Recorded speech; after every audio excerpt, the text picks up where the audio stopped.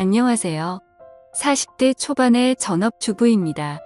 남편은 나이가 좀 많은 편이에요. 사업을 하고 있고 돈을 많이 벌고 있어요. 맞아요.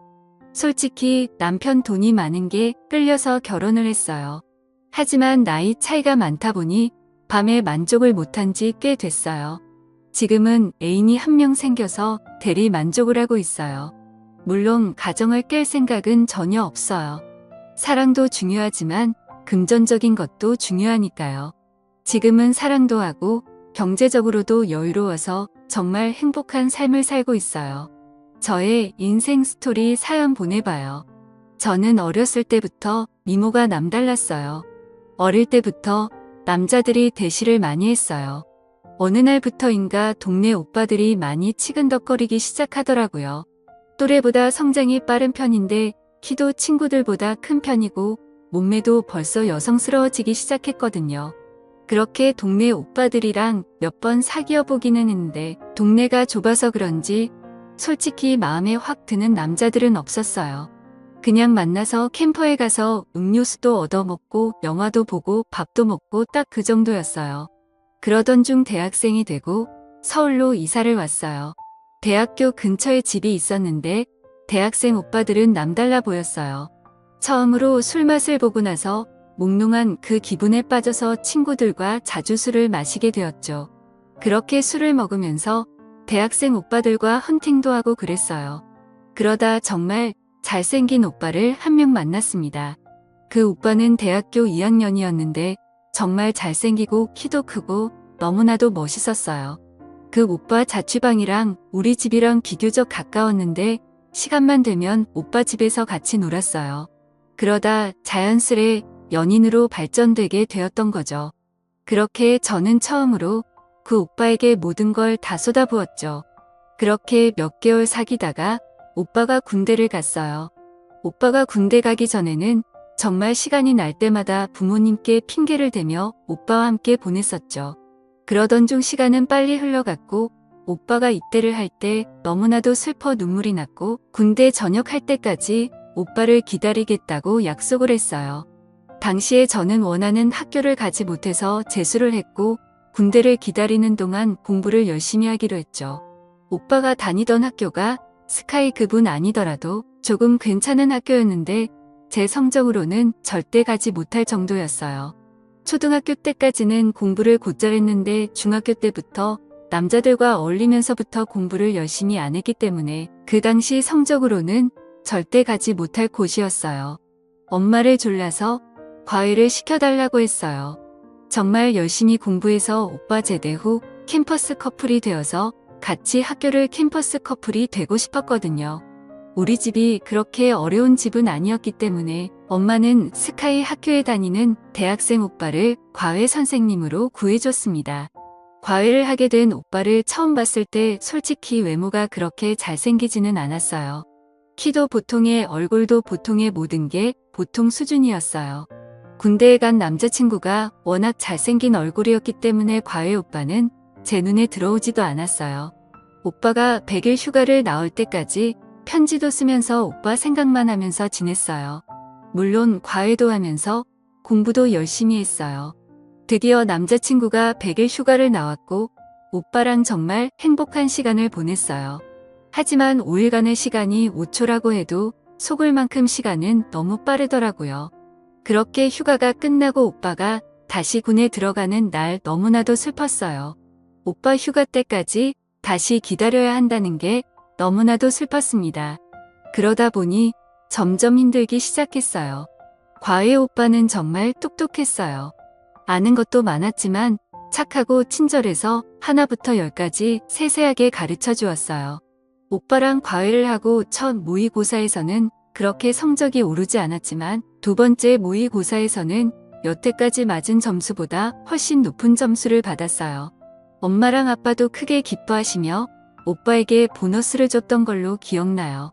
제 점수가 오를수록 공부가 재미있어졌고 똑똑한 과외 오빠가 너무나도 멋있어 보였어요. 늘 생남이라고 그렇잖아요. 어느 순간부터 과외 오빠가 남자로 보이기 시작했어요. 아무리 잘생겼더라도 군대에 있어서 못 만나는 남자친구보다는 외모는 보통이지만 똑똑하고 지적인 과외 오빠에게 끌렸어요. 게다가 남자친구의 100일 휴가 때 5일 내내 같이 붙어 있다 보니 오히려 남자품이 더 그리워지기 시작했어요. 게다가 과외 오빠도 저를 싫어하지는 않는 것 같기도 했어요. 과외 오빠가 점점 좋아졌고 그래서 부모님이 늦게 들어온다고 한 과외 날에 제가 과외 오빠를 유혹했습니다. 과외 오빠는 당황했지만 저를 거부하지는 않았어요.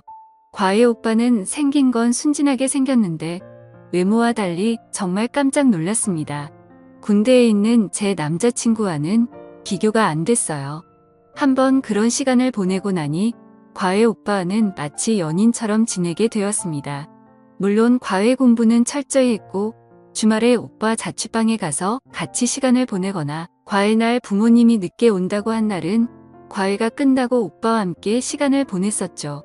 결국 저는 더 이상 속이는 건 아니다 생각을 했고 군대에 있던 남자친구에게 편지로 이별을 통보했고 과외 오빠랑 사귀기 시작했습니다.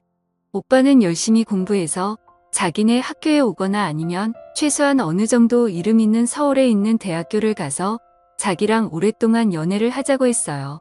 사실 공부를 아무리 해도 오빠가 다니는 학교에는 갈 수 없을 것 같고 인서울만이라도 하고자 진짜 열심히 공부를 했어요. 마지막 모의고사에서는 그래도 인서울할 수 있을 만큼 성적이 나왔어요. 오빠는 자신의 일처럼 기뻐해 주더라고요. 그러던 중 수능을 보기 며칠 전부터 몸이 좋지 않았는데 수능 날 정말 컨디션이 엉망이었어요. 수능 점수는 최악이었고 저는 너무나 속상해서 울고 말았어요.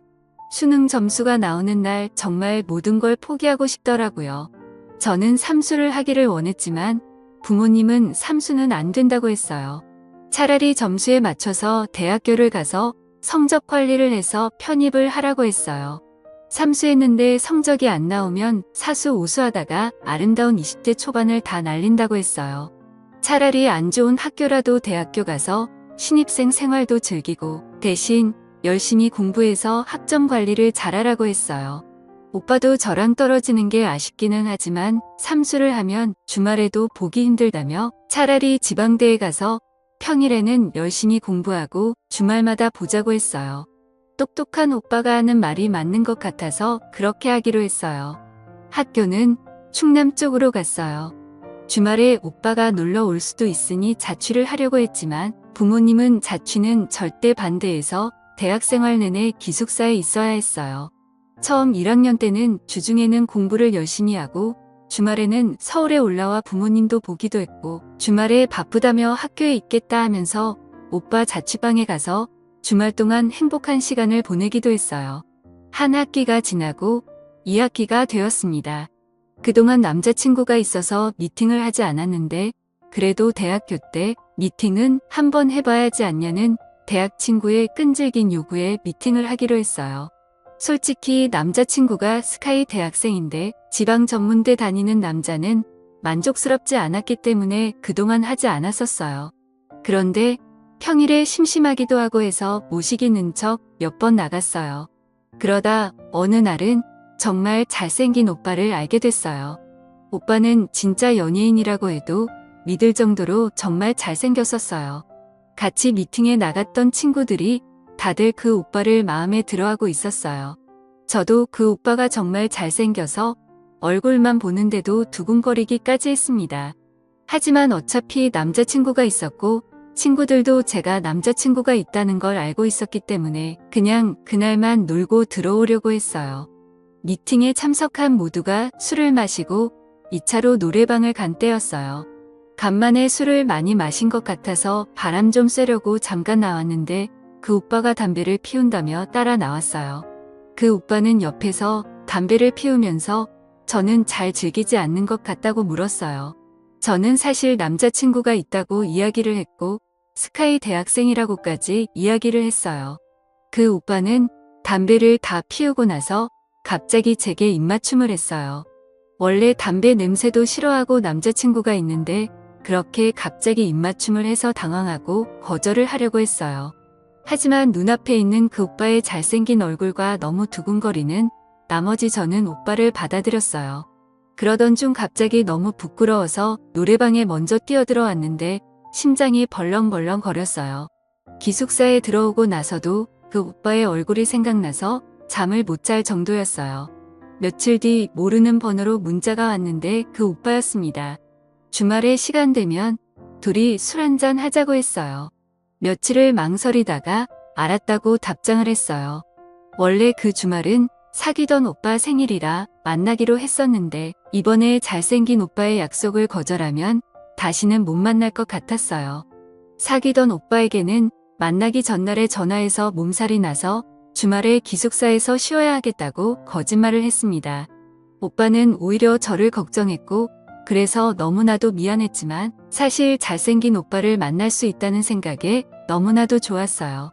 다시 만난 오빠는 다시 봐도 진짜 잘생겼습니다. 오빠와 술을 마시니 술이 술술 들어갔어요. 오빠는 자기 방에서 한 잔 더 하자고 했고 저는 못 이긴 듯 오빠를 따라갔어요. 가서 맥주 몇 모금 더 마시다가 자연스레 선을 넘어버리고 말았습니다. 오빠는 정말 지금까지 만난 남자들보다 대단했고 저는 그 오빠에게 빠져들고 말았죠. 그날 이후로 오빠의 매력에 푹 빠져버렸어요. 오빠 자취방이 학교에서 멀지 않았기 때문에 둘이 시간이 맞을 때마다 오빠 집에 가서 함께 시간을 보냈고 수업이 다 끝난 저녁에는 오빠 집에서 있다가 기숙사 문 닫을 시간에 맞춰서 기숙사에 돌아왔어요. 평일에도 오빠 집에서 밤새 있고 싶었지만 평일날의 외박은 집에 전화가 갔기 때문에 어쩔 수 없었습니다. 저는 주말만 기다렸다가 주말마다 오빠 집에서 행복한 시간들을 보냈어요. 서울에서 사귀던 오빠와는 자연스레 멀어지게 되었고 저는 졸업할 때까지 오빠에게 빠져서 거의 동거를 하다시피 매일매일을 보냈습니다. 그래도 공부는 열심히 하고 학점 관리는 잘했어요. 1년 후 오빠와 함께 졸업을 같이 했고 저는 편입 공부를 시작했어요. 다행히 편입은 괜찮은 학교에 했고 오빠랑도 계속 행복한 시간을 보냈어요. 좋은 대학교에 다니다 보니 똑똑하고 잘생기고 부유한 사람들이 많았고 오빠랑 얘기하다가 자연스레 그런 이야기를 자주 했나 봐요. 처음에는 별 문제 없었는데 오빠는 자격지심이 있었나 봐요. 어느 날 오빠는 자신이 부족하다며 이별을 통보했습니다. 저는 잘못했다고 무릎까지 꿇었는데 저도 모르게 오빠의 자존심을 건드렸었나 봐요. 오빠는 뒤도 돌아보지 않고 저를 떠났어요. 한동안 저는 폐인 생활을 하다가 정신을 차렸고 열심히 공부만 했어요. 다행히 좋은 곳에 취직을 했어요. 중간중간에 몇 명의 남자를 더 만났는데 그냥 그래서 사실 기억이 그렇게 나지도 않아요. 그러다 결혼할 나이가 되어서 결혼정보 업체에 가입을 했고 거기서 남편을 만났습니다. 남편이 나이가 많은 게 조금 걸리기는 했는데 나이 말고 다른 것은 다 좋았어요. 남편은 잘생기진 않았고 키도 크지 않았지만 나이보다는 어려 보였어요. 게다가 원래도 집이 부유한 편이었고 작게 사업을 하는데 버는 돈도 적지 않았어요. 제가 워낙 예쁘고 날씬하고 키도 컸고 다니는 직장도 괜찮았기 때문에 남편은 첫눈에 저에게 반했고 우리는 얼마 사귀다가 결혼을 했어요. 남편에게 처음 함께 보낸 날은 솔직히 마음에 들지는 않았어요. 하지만 결혼은 사랑보다는 현실이라는 이야기를 많이 들었고 남편의 경제력은 미흡한 밤을 충분히 커버할 것 같다고 생각했어요. 결혼 준비도 순탄했고 결혼 생활도 순탄했고 아이들도 잘 낳았고 행복한 가정 생활을 했어요. 남편이 결혼 전에도 만족스럽지는 않았는데 남편 나이가 들수록 정말 급격하게 불만족스러웠어요. 남편과의 만족도는 좀 포기하고 대신 돈 쓰는 재미로 하루하루를 보냈어요. 하지만 어떤 날에는 정말 너무나도 외롭고 서러운 날도 있었습니다. 원래 저는 마트에서 실물을 보면서 장을 보거나 백화점에서 실물을 보고 사는 걸 좋아했어요. 하지만 코로나가 터지면서 온라인으로 장을 보고 물건을 사는 횟수가 많아졌어요. 보통 문 앞에 택배를 놓고 가는데 그날은 외출을 했다가 택배를 놓고 가는 택배기사와 마주쳤었어요. 코로나라 서로 마스크를 끼고 있어서 몰랐는데 택배기사의 눈과 가슴에 있는 명찰을 보는 순간 놀라고 말았어요. 그렇게 잘생기고 저를 만족시켜줬었던 바로 그 오빠였어요. 제 이름은 흔해서 오빠는 눈치채지 못했는데 오빠 이름은 흔하지 않아서 알아볼 수 있었어요. 오빠는 저를 몰라보고 눈인사를 하고 엘리베이터에 올랐고 저는 닫히는 문을 잡고 오빠를 불렀어요. 마스크를 내리자 오빠도 곧 저를 알아봤고 조금 당황스러운 얼굴이었어요.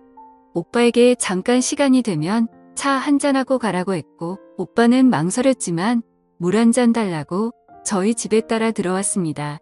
오빠는 잘 살고 있는 저를 보면서 행복하겠다고 했고 저는 그냥 무한한 미소를 보냈어요. 서로의 근황을 이야기했고 오빠가 가기 전에 오빠에게 이야기를 했어요.